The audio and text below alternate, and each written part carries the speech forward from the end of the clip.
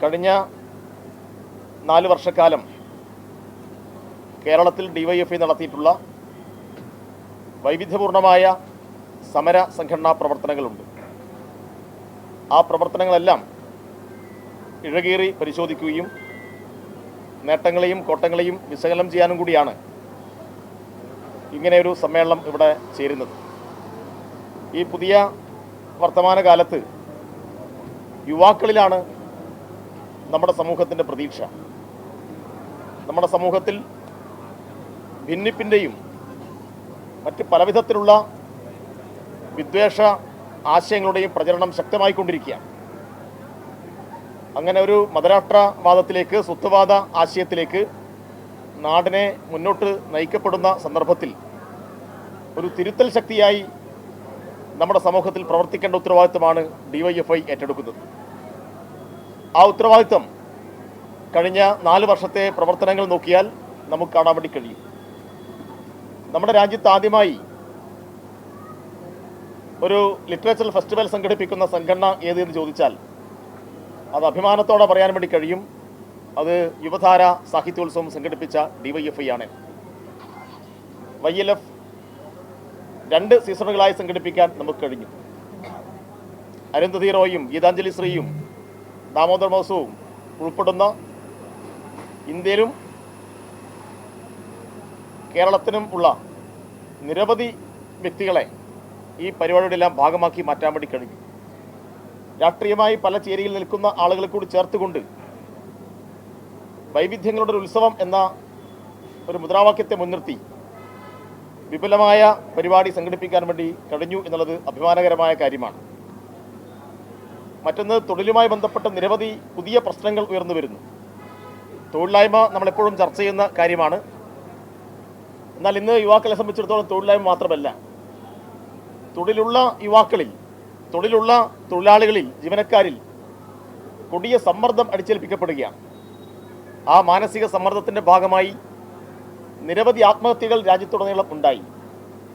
ഈ വിഷയത്തിൽ ഒരു യുവജന സംഘടന നടത്തിയിട്ടുള്ള പ്രതികരണം നിങ്ങൾ നോക്കി ഡിവൈഎഫ്ഐ നടത്തിയിട്ടുള്ള ശ്രദ്ധേയമായിട്ടുള്ള ഇടപെടലുകൾ കാണാൻ വേണ്ടി കഴിയും.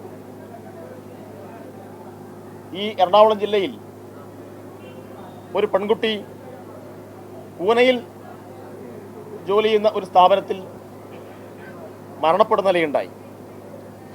ആ വിഷയത്തെ മുൻനിർത്തിക്കൊണ്ട് ഡിവൈഎഫ്ഐ വർക്ക് ലൈഫ് ബാലൻസുമായി ബന്ധപ്പെട്ട നിരവധി ചർച്ചകൾ സംഘടിപ്പിച്ചു എന്നത് ശ്രദ്ധേയമായിട്ടുള്ള ഒരു കാര്യമാണ്. മറ്റൊന്ന്, ജോലിസ്ഥലത്തുനിന്ന് ആളുകൾക്ക് വിടുതൽ കിട്ടാത്ത ഒരു പ്രശ്നമുണ്ട്. പ്രത്യേകിച്ച് കോർപ്പറേറ്റ് കമ്പനികളിൽ ജോലി ചെയ്യുന്ന പുതിയ തലമുറയിൽപ്പെട്ട ചെറുപ്പക്കാർക്ക് വൈകുന്നേരം 5 മണിയായാൽ അവരുടെ തൊഴിൽ സമയം കഴിഞ്ഞ് വീട്ടിലേക്ക് പോകാൻ വേണ്ടി കഴിയുന്നില്ല. അപ്പോൾ റൈറ്റ് ടു ഡിസ്കണക്ട് എന്നൊരു ആശയം രാജ്യത്തും ലോകത്തും വലിയ രൂപത്തിൽ പ്രചരണം നേടി വരികയാണ്. ഒരു തൊഴിൽ മേഖല, ഒരു പൊതുമേഖലാ സ്ഥാപനത്തിൽ മാത്രം ഇത്രയും തൊഴിലുകൾ നഷ്ടമാവുന്നുണ്ടെങ്കിൽ 100 കണക്കിന് തൊഴിൽ നഷ്ടമാവുന്ന നിരവധി സ്വകാര്യവൽക്കരണ അജണ്ട രാജ്യത്ത് ശക്തിപ്പെടുകയാണ്. ഈ വിഷയങ്ങൾ മുൻനിർത്തിക്കൊണ്ട് രാജ്യത്ത് ഏറ്റവും കൂടുതൽ ആളുകളെ അണിനിരത്തി സമരം നയിച്ച സംഘടന ഡിവൈഎഫ്ഐ ആണ്. ആ സംഘടനയുടെ ഘടകം കേരളമാണ്. ഏതാണ്ട് 20 ലക്ഷത്തോളം ആളുകളെ അണിനിരത്തിക്കൊണ്ടാണ് 2024 ജനുവരി മാസം 20-ാം തീയതി ഐതിഹാസികമായ ഒരു മനുഷ്യച്ചങ്ങല സൃഷ്ടിച്ചത്. കേരളത്തിൻ്റെ സമരചരിത്രത്തിൽ ശ്രദ്ധേയമായ പങ്കാളിത്തമുണ്ടാക്കിയ ഒരു വലിയ പരിപാടിയായി ആ പരിപാടി മാറ്റാൻ വേണ്ടി കഴിഞ്ഞു. ഇതെല്ലാം കേരളത്തിലെ, ഇന്ത്യയിലെ യുവജനങ്ങൾ നേരിട്ടുകൊണ്ടിരിക്കുന്ന വിവിധ പ്രശ്നങ്ങളെ അഡ്രസ്സ് ചെയ്ത് നടത്തിയിട്ടുള്ള സമരങ്ങളാണ്. മറ്റൊരു പ്രധാനപ്പെട്ട കാര്യം, സ്റ്റാർട്ടപ്പുകളും സംരംഭങ്ങളുമെല്ലാം വലിയ പ്രോത്സാഹനം അർഹിക്കുന്ന ഒരു കാലത്ത് ഫലപ്രദമായ ഒരു യുവജന സംഘടന എങ്ങനെയാണ് അതിനകത്ത് ഇടപെടുക എന്നത് ഡിവൈഎഫ്ഐയുടെ ചില പ്രവർത്തനങ്ങൾ നിങ്ങൾക്ക് നോക്കിയാൽ മതി. അഭിമാനത്തോടുകൂടി ഞങ്ങൾ പറയുന്നു, രാജ്യത്താദ്യമായിട്ടൊരു യുവജന സംഘടന ഒരു സ്റ്റാർട്ടപ്പ് ഫെസ്റ്റിവൽ സംഘടിപ്പിച്ചു.